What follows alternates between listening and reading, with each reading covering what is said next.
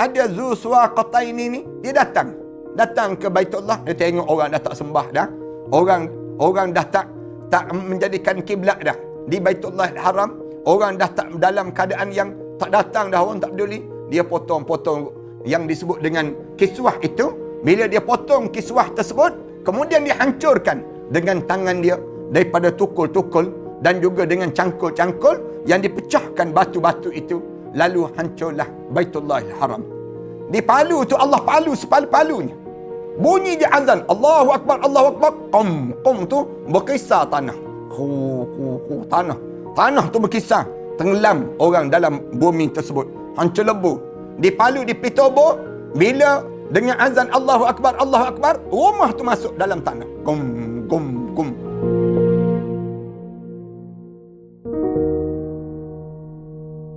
Assalamualaikum warahmatullahi ta'ala wabarakatuh. Alhamdulillahirabbil alamin. Wassalatu wassalamu ala asyrafil anbiya'i wal mursalin wa ala alihi wa sahbihi ajma'in. Subhanaka la ilma lana illa ma 'allamtana innaka antal alimul hakim. Rabbi shrah li sadri wa yassir li amri wahlul 'uqdatam min lisani yafqahu qawli. Rabbi yassir wa la tu'assir wa tammim bil khair, amma ba'd. Para penonton dan sahabat-sahabat yang dikasihi sekalian, pertamanya marilah sama-sama kita mengaturkan rasa syukur yang tak terhingga kepada Allah di atas nikmat dan peluang di mana pada kali ini kita masih lagi diberi peluang oleh Allah untuk kita membicarakan tentang tajuk-tajuk terakhir mengenai tanda-tanda apabila Allah nak menutup alam ini. Itu tanda-tanda kiamat yang besar yang berlaku, yang kita telah bincang panjang sebelum daripada ini. Apabila Allah nak jadikan, nak berlakunya kiamat, di mana turunnya Al-Mahdi, kemudian lepas pada tersebut akan berlaku yang disebut dengan Malhamatul Kubra, akan berlaku perang yang besar, kemudian akan turunnya Nabi Isa AS, keluarnya Dajjal, kemudian dalam masa yang sama juga keluarnya satu kelompok manusia yang disebut dengan Ya'juj dan Ma'juj yang telah dibentengi oleh Zulkarnain sebelum daripada ini. Kemudian lepas pada itu akan keluarnya asap daripada muka bumi ini. Kemudian daripada langit akan keluarnya asap. Kemudian kita belajar sebelum daripada ini bagaimana saat di mana nak berlakunya hari kiamat ini lagi. Allah jadikan terbitnya matahari di sebelah barat dan tenggelam sebelah timur matahari ini. Kemudian lepas pada tersebut akan berlaku yang dinamakan dengan keluarnya ad-dabbah, keluarnya binatang yang besar, yang melata ini sendiri. Lepas pada keluarnya ad-dabbah itu akan berlakunya yang disebut dengan pengangkatan Al-Quran Karim. Al-Quran mula dikeluarkan daripada muka bumi ini. Kemudian lepas pada itu, akhirnya pada hari ini kita akan bincang 2-3 lagi tajuk, iaitu mengenai penghancuran Kaabah ataupun kemusnahan Baitullah Haram. Waktu mana musnahnya Baitullah Haram, kemudian ada 2-3 perkara yang akan terjadi ini. Hari ini kita sebut tentang tanda yang besar lagi, tanda yang ke-10. Yang besarnya ialah di mana berlakunya runtuhnya Kaabah. Kaabah yang disembah ataupun Kaabah yang kita jadikan kiblat, bukan disembah tapi dijadikan kiblat. Dipanggil demikian. Pada orang mukmin ini akan diruntuhkan. Peristiwa ini terjadi setelah mana Al-Quran diangkat. Lepas pada Al-Quran diangkat dan Masjidil Haram tidak lagi digunakan untuk ibadah haji. Masjidil Haram orang tak datang dah semayang. Macam kita tengok sekarang ni lah suasana yang berlaku ini. Abu Sa'id Al-Khudri meriwayatkan bahawa Rasulullah sallallahu alaihi wasallam bersabda, hari kiamat tidak akan terjadi hingga Masjidil Haram tidak lagi dipakai untuk melaksanakan ibadah haji. Allahu Akbar. Kita tengok pada tahun yang sudah ada sekelompok saja yang melaksanakan ibadah haji yang dibenarkan. Abu Hurairah radhiyallahu anhu berkata, Rasulullah sallallahu alaihi wasallam juga bersabda, yukhrabul Ka'bah zu suwaqataini minal khabasyah. Kaabah akan dihancurkan oleh zu suwaqataini daripada Habsyah. Ini jahatnya bila datang zu suwaqataini yang datang daripada Habsyah, datang untuk meruntuhkan Kaabah. Abdullah bin Amru berkata, Rasulullah sallallahu alaihi wasallam bersabda, yukhrabul Ka'bah zu suwabaqataini minal habasyah wa yaslubuha hilyataha wa yujarraduha min kiswatiha wala ka'anni unzuru ilaihi usaila'a ufaidi'a yadrabu 'alaiha bimishatihi. Kaabah akan dihancurkan oleh Zu Suwaiqataini yang datang daripada Habsyah. Orang yang akan hancurkan Kaabah tu, nama dia apa dia? Zu Suwaiqataini. Daripada Habsyah, daripada sebelah Ethiopia sana yang datang. Ia akan merampas perhiasannya dan melepaskan kiswahnya. Rasulullah sallallahu alaihi wasallam sebut demikian. Dia akan menanggalkan kiswah itu yang wa yaslubuha hilyataha wa yujarriduha min kiswatiha. Dan dia akan melepaskan kiswah dia. Aku melihat ia adalah seorang laki-laki yang botak kepalanya. Jangan pula lepas pada tengok orang botak kepala, ni kot yang nak runtuhkan Kaabah. Jangan. Cuma kita hanya diajar supaya kena tahu. Rasulullah sallallahu alaihi wasallam sebut, aku tengok unzur ilahi usaila'a ufaidi'a. Dia seorang lelaki yang botak kepala dia dan kakinya bengkok. Yang akan runtuhkan Kaabah ni, dia hanya botak kepala. Kaki dia pula dalam keadaan bengkok. Yadribu 'alaiha bimushatihi, dan dia akan memukulnya dengan sekup dan cangkul-cangkul. Daripada yang disebut dengan senduk tu, ataupun kalau kita sebut apa dia, yang dia akan pukul Baitullah Haram ni untuk dihancurkan dengan tukul-tukul, dan juga yang disebut dengan cangkul-cangkul yang menghancurkan Baitullah Haram ini. Kalau ditanya pada kita lah, macam mana Baitullah ni akan dihancurkan? Dihancurkan dalam keadaan diketuk dengan tukul, lekum. Lepas pada itu, ada cangkul pula yang mencangkul Baitullah Haram untuk dihancurkan. Ini Rasulullah sallallahu alaihi wasallam sebut. Nama dia Zu Suwaiqataini. Rasulullah sallallahu alaihi wasallam sebut Suwaiqataini. Suwaiqataini inilah yang akan menghancurkan Baitullah Haram. Ibnu Abbas radhiyallahu anhu berkata, Rasulullah sallallahu alaihi wasallam menceritakan tentang penghancuran Kaabah dan Zu Suwaiqataini ini. Ka'anni anzuru ilaihi aswad afhaja yaqlu'aha hajaran yakni al-Kaabah. Rasulullah sallallahu alaihi wasallam sebut, seumpama aku sedang melihat seorang lelaki yang kulit hitam. Lelaki yang kulit hitam dan kedua pehanya berjauhan, maknanya pengkang. Dia terbuka jauh, dia panggil orang yang pengkang kaki dia. Ia melepaskan batunya satu demi satu, yakni batu-batu Kaabah tersebut. Ini Rasulullah sallallahu alaihi wasallam cerita macam mana Kaabah ni akan dihancurkan bila berada di akhir zaman. Oleh orang ni lah yang akan hancurkan. Sa'id bin Sam'an berkata, saya mendengar daripada Abu Hurairah radhiyallahu anhu berbicara dengan Abu Qatadah bahawa Rasulullah sallallahu alaihi wasallam bersabda, seorang laki-laki yang akan dibai'ah di antara rukun Yamani dan juga makam Ibrahim dan rumah ini tidak akan dihalalkan kecuali oleh penduduknya. Maknanya, siapa yang buat demikian? Zu Suwaiqataini ni, dia akan datang dan dia akan hancurkan Baitullah Haram tersebut. Ketika mereka menghalalkan, jangan ditanya tentang kebinasaan bangsa Arab. Tak payah tanya dah. Memang bangsa Arab waktu itu dah pecah. Kemudian orang Arab Habsyah akan datang menghancurkannya. Ia tidak akan dimakmurkan lagi selamanya. Dan mereka lah yang akan mengeluarkan simpanan Kaabah ini. Mereka lah yang melakukan demikian. Mengikut hadis yang kita sebut tadi, bahawa yang akan menghancurkan Kaabah adalah orang lelaki yang datang daripada Ethiopia. Yang datang daripada sebelah Habsyah. Berdasarkan sifat dia, Rasulullah memberi julukan Zu Suwaiqataini. Zu Suwaiqataini maknanya, kepada dia tidak akan menghancurkannya. Bahkan ia akan menguasai simpanan kekayaan dan perhiasan yang ada pada Baitullah Haram ini sendiri. Ada pertanyaan, bagaimana peristiwa tersebut mampu terjadi? Bukankah Allah telah menjadikan Baitullah Haram ini aman seperti yang disebut dalam Al-Quran Karim? Allah Subhanahu Wa Taala sebut, wa iz ja'alnal baita masabatan lin-nasi wa amna. Dan ingatlah kami telah jadikan rumah itu, Baitullah itu tempat berkumpul bagi manusia dan tempat yang aman dalam kehidupan manusia.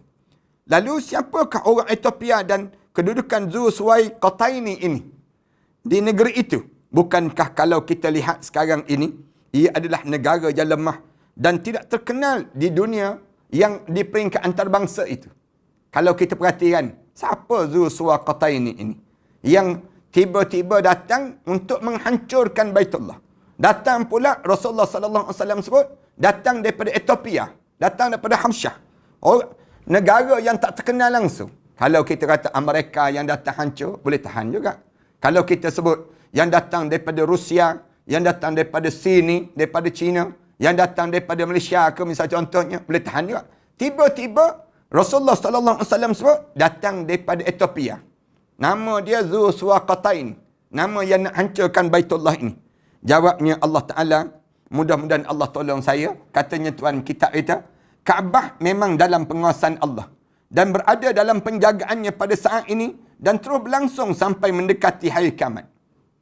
Dengan sisa waktu yang sedikit sekali, atau katakanlah tidak tersisa lagi waktu antara kehancuran Kaabah dan hari kiamat, kecuali peristiwa diiring manusia menuju bumi Syam, lalu kiamat terjadi pada mereka. Maknanya manusia ni mula bergerak ke bumi Syam.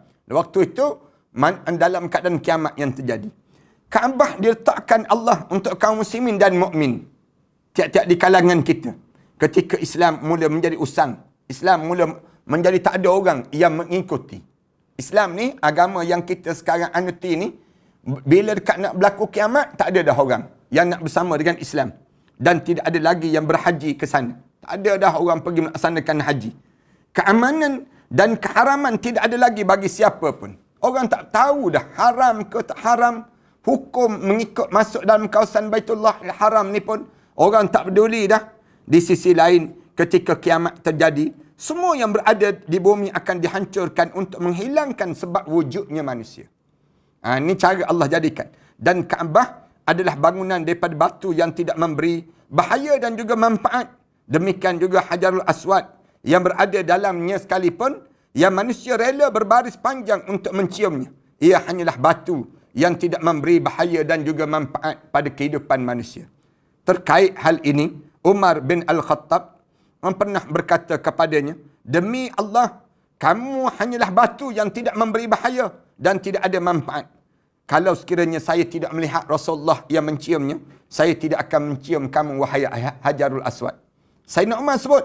Lalu Allah Ta'ala berfirman, wa in min qaryatin illa nahnu muhlikuha qabla yawmal qiyamah au mu'adzibuha azaban syadida. Kana dhalika fil kitabi mastura. Allah cerita, dan tidak ada satu negeri pun yang derhaka penduduknya, melainkan kami akan binasakan sebelum datang hari kiamat.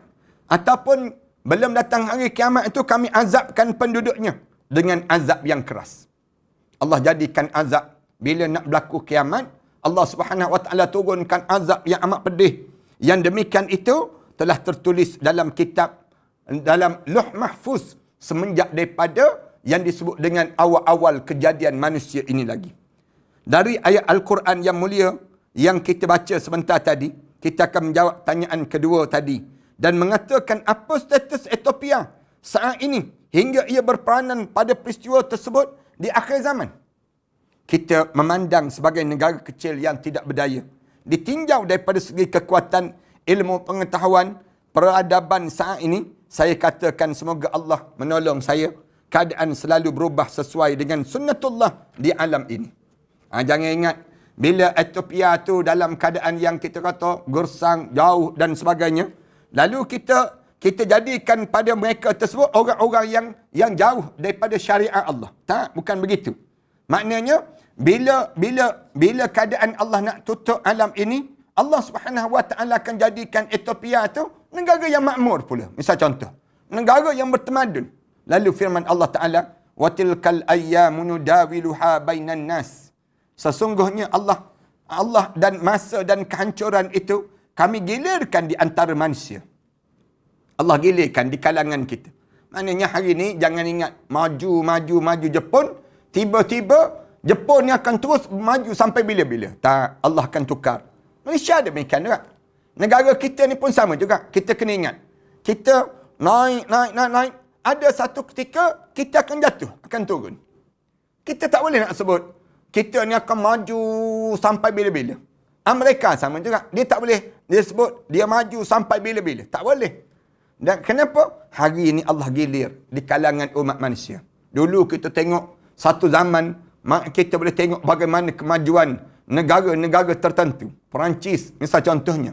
Kemajuan negara apa dia? Negara-negara ketamadunan. Konon-kononnya. Spain dan seumpamanya. Kemudian, dia pun dah melalui zaman gelap. Tiba-tiba, Allah datangkan orang Islam. Allah majukan Spain. Naik yang disebut dengan Cordova. Naik negara-negara yang hebat. Kemudian lepas itu, dia ganak, diturun balik. Malaysia sama juga dalam hidup kita. Ethiopia sama juga. Negara Ethiopia ni, jangan kita pandang lekeh gitu je, jangan. Bila nak berlaku kiamat, Allah majukan Ethiopia. Allah naikkan kedudukan dia. Bila Allah naikkan kedudukan dia, ada Zu Suwaqataini ni, dia datang. Datang ke Baitullah, dia tengok orang dah tak sembah dah. Orang dah tak menjadikan kiblat dah. Di Baitullah Haram, orang dah tak dalam keadaan yang tak datang dah, orang tak peduli. Dia potong-potong yang disebut dengan kiswah itu. Bila dia potong kiswah tersebut, kemudian dia hancurkan dengan tangan dia daripada tukul-tukul dan juga dengan cangkul-cangkul yang dipecahkan batu-batu itu. Lalu hancurlah Baitullahil Haram. Kita tidak tahu rentang waktu yang masih lagi tersisa dan perubahan keadaan sampai hari kiamat. Kita tak tahu apakah peradaban ini akan terus berlangsung ataupun akan terhenti. Negara Singapura, negara Indonesia, negara Brunei, sampai bila kalian akan naik? Sampai bila? Tak turun-turunkah? Berapa peperangan lagi yang akan berlaku? Berapa korbannya? Bagaimana bentuk kehancuran dan kerosakan yang akan terjadi secara merata di alam ini bila berlaku keadaan itu? Termasuk bumi Malaysia kita ni. Jangan kita rasa bahawa bumi Malaysia ni maju lah. Ada bangunan menara berkembar dan sebagainya. Ada pula begitu, ada pula begini. Perhatikanlah perang dunia kedua yang telah mengorbankan lebih daripada 50 juta jiwa manusia. Dalam tinta sejarah telah terjadi ribuan peperangan dan juga ribuan kehancuran yang berlaku sebelum daripada ini. Dunia ni kalau Allah nak hancur, lagi senang. Allah lakukan. Wa idza aradna an nuhlika qaryatan amarna mutrafiha. Allah Subhanahu Wa Taala sebut, kalau kami nak hancurkan satu kampung itu, kami mula arahkan orang yang bermewah-mewahan di kalangan mereka. Amarna mutrafiha. Kami ajar manusia ni hidup dalam keadaan melampau. Fafasaku fiha. Dia telah menghancurkan dan telah merosakkan padanya. Padammarnaha tadmira. Kami hancurkan. Hujung ayat tu Allah Subhanahu Wa Taala sebut, kami hancurkan sehancur-hancurnya di saat itu. Berapa banyak peradaban yang kuat lalu dihancurkan. Demikianlah sebagaimana perubahan terjadi pada masa dahulu, peristiwa-peristiwa perubahan pun akan terjadi pada masa yang akan datang. Hanya Allah yang tahu. Berapa lama lagi keadaan itu akan terjadi. Yang keenam ataupun yang ke-11, tanda yang akan terjadi lagi, terjadinya penenggelaman bumi di 3 tempat. Ni dunia nak habis ni, Allah nak hancur, tenggelam. Bumi ni disedut ke dalam. Pada 3 tempat. Kita membicarakan tenggelam bumi dalam Al-Masaq pada bahagian pertama dalam perbincangan kita awal ni. Tenggelam bumi kerap kali terjadi di sepanjang sejarah manusia. Namun, penenggelaman bumi di 3 tempat yang disebut oleh Rasulullah sebagai salah satu tanda besar hari kiamat. Bermakna sebelum terjadinya hari kiamat. Lepas pada Baitullah Haram hancur, kemudian tenggelam pula. Ada 3 tempat yang besar dalam bumi ini. Al-Bukhari dan juga Muslim meriwayatkan daripada Huzaifah bin Usaid Al-Ghifari radhiyallahu anhu bahawa ia berkata, Rasulullah sallallahu alaihi wasallam bersabda, sesungguhnya hari kiamat tidak akan terjadi sebelum kalian melihat 10 tanda yang disebut. Lalu beliau menyebut munculnya asap, Dajjal, binatang melata, matahari terbit daripada barat, turunnya Nabi Isa alaihissalam, Maryam, Isa bin Maryam, Ya'juj wa Ma'juj, dan penenggelaman bumi di 3 tempat, di barat, di timur dan di Jaziratul Arab. Di sebelah barat pun tenggelam, sebelah timur pun tenggelam, dan juga di kawasan Arab. Dan terakhir adalah api yang mengiringi manusia ke tempat mereka dikumpulkan. Mula bergerak api. Api mula kumpul manusia. Manusia ni lari daripada api itu, kemudian berkumpul di satu tempat. Nanti insya-Allah kita akan cerita kejap lagi. Berdasar pada hadis tersebut, dapat kita ketahui bahawa tidak ada peristiwa lagi setelah mana penenggelaman bumi kecuali api yang mengirim manusia ke mahsyar di Syria itu sendiri. Ulama-ulama sebut yang berlaku peperangan itu di Syria sampai hari ini, boleh jadi ini tanda nak berlakunya kiamat sangat dah. Yang berlaku pada di kita ni. Tak berhenti lagi perang di Syria ini.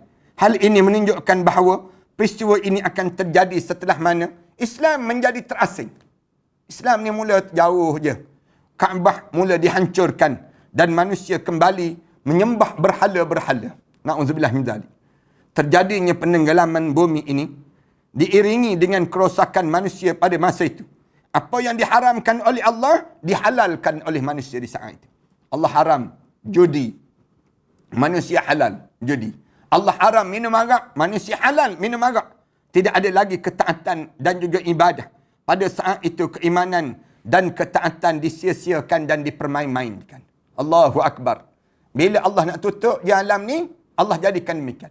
Allah jadikan manusia ni tak peduli lagi halal haram. Imran bin Husain radhiyallahu anhu meriwayatkan bahawa Rasulullah sallallahu alaihi wasallam bersabda, "Fi hadhil ummah khasfun wa maskhun wa qadhfun." Faqala rajulun minal muslimin, "Ya Rasulullah, wa mata dhak?" Qala, "Idza dhaharat qainun wal ma'adhifu wa syuribatul khumur." Rasulullah sallallahu alaihi wasallam sebut, tenggelam bumi ini, perubahan wajah dan juga al-qazaf, hujan batu akan turun, akan terjadi pada umat ini. Rasulullah sallallahu alaihi wasallam sebut demikian. Tenggelam dalam bumi, hujan daripada langit turun, turun. Yang menyebabkan sahabat-sahabat di kalangan sahabat-sahabat ni seorang lelaki daripada kaum muslimin tanya, "Ya Rasulullah, bila keadaan itu terjadi ya Rasulullah? Yang kamu cerita tu bila Rasulullah?" Rasulullah jawab, "Jika sudah muncul budak-budak lelaki, hamba-hamba, idza zaharat qainun, seorang hamba, orang yang disebut dengan apa dia? Yang lelaki yang dilahirkan oleh seorang ibu jadi tuan dan ibu dia jadi hamba di saat itu. Wal ma'azif, dan juga alat-alat muzik semakin digilai ramai. Orang suka dengan alat muzik. Kemudian wasyuriyatul khamr, dan bila saat mana orang sibuk minum arak je. Dengar muzik, kemudian minum arak. Kemudian orang-orang yang budak-budak ni jadi tuan-tuan, jadi hebat-hebat semua. Ummu Salamah radhiyallahu anha berkata, "Saya mendengar Rasulullah sallallahu alaihi wasallam bersabda, akan berlaku tenggelam bumi ini di timur, di barat dan juga di Jaziratul Arab." Tanah ni tenggelam berapa dalam tersebut wallahu alam. Tapi tenggelam dalam bumi ini akan terjadi. Lalu saya bertanya Rasulullah, "Wahai Rasulullah, apakah yang terjadi penenggelaman bumi sedangkan di dalamnya ada orang yang saleh?" Rasulullah menjawab, "Ya, akan tenggelam juga jika penduduknya banyak berbuat maksiat pada Allah Subhanahu Wa Taala." Tenggelam juga, hancur juga. Tengok di Palu tu nah, senang cerita. Di Palu tu Allah palu sepalu-palunya. Bunyi je azan, Allahu Akbar, Allahu Akbar. Qum tu berkisar tanah. Tanah tu berkisar. Tenggelam orang dalam bumi tersebut. Hancur lebur. Di Palu, di Pitobo, bila dengan azan Allahu Akbar, Allahu Akbar, rumah tu masuk dalam tanah. Gum. Masuk dalam tanah ini sendiri. Berdasarkan berbagai dalil dan juga peristiwa tadi, penenggelaman bumi di 3 tempat tersebut belum terjadi lagi. Penenggelaman tersebut akan terjadi sesuai dengan turutan yang disusun, yang disebut itu. Iaitu sebelum terjadi hari kiamat dalam rentang waktu yang sangat dekat sekali. Semuanya yang terjadi itu dalam genggaman kekuasaan Allah Subhanahu Wa Taala. Kemudian yang ke-12 akan berlaku angin lembut yang mula mengangkat roh orang-orang mukmin. Datang angin lembut. Setelah Islam menyebar luas pada zaman Nabi Isa bin Maryam, ia akan melemah lagi hingga ilmu hilang. Al-Quran mula diangkat. Islam naik zaman Nabi Isa. 40 tahun. Zaman Nabi Isa berada. Naik saja, kemudian lepas itu tenggelam balik.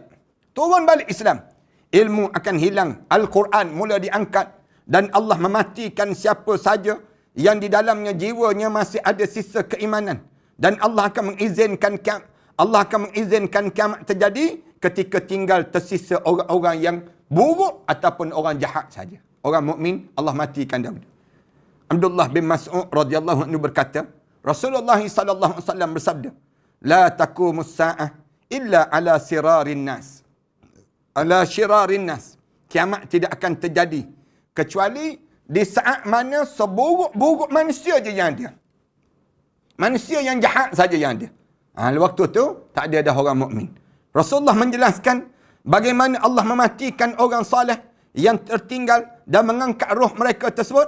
Abu Hurairah radhiyallahu anhu berkata, Rasulullah sallallahu alaihi wasallam bersabda, "Innallaha yab'atsu rihan minal Yaman al-yana minal harir fala tad'u ahadan fi qalbihi." Qala Abu Alqamah misqala habbatin wa qala Abdul Aziz misqala dzurratin minal iman illa qabadathu. Sesungguhnya Allah akan mengutuskan angin daripada Yaman. Angin ini datang daripada sebelah Yaman, yang lebih lembut daripada sutera. Lebih lembut daripada sutera. Angin itu sepoi bahasa yang datang. Bila datang angin tersebut, akan mula mematikan semua orang yang di dalam hatinya ada sebesar zarrah keimanan dia kepada Allah. Allah matikan orang tersebut. An-Nuwas bin San'an meriwayatkan bahawa Nabi SAW bersabda, Rasulullah sebut, "Fabainama hum kadzalik idh ba'atsallahu rihan tayyibatan fata'khudhuhum tahta abatihim fataqbidu ruha kullu mu'minin wa kullu muslimin wa yabqa shirarun nas yataharajuna fiha taharujal humur fa'alaihim taqumus sa'ah." Ketika mana mereka keadaan demikian, Allah mula mengirimkan angin yang lembut yang melalui bawah-bawah ketiak-ketiak mereka, lalu mencabut setiap roh kaum mukminin dan muslimin, dan yang berbaki seburuk-buruk manusia, mereka berjimat seperti kaldai. Mereka waktu itu hidup dalam keadaan berjimat, bersenggama di kalangan mereka macam kaldai. Pada mereka lah kiamat terjadi. Saat itulah kiamat akan terjadi. Maksud berjimat seperti kaldai adalah manusia berhubung badan lelaki dan perempuan di hadapan manusia seperti yang dilakukan oleh kaldai sekarang ni, tak malu-malu dan tak segan-segan. Kalau orang kita ni dah tak rasa malu, dia ambil dia rakam masa dia bersama. Misal contohnya, di antara lelaki dan perempuan, suami isteri ni, dia tayang pada orang ramai. Masa ni nak berlaku kiamat. Tak malu dah dia panggil.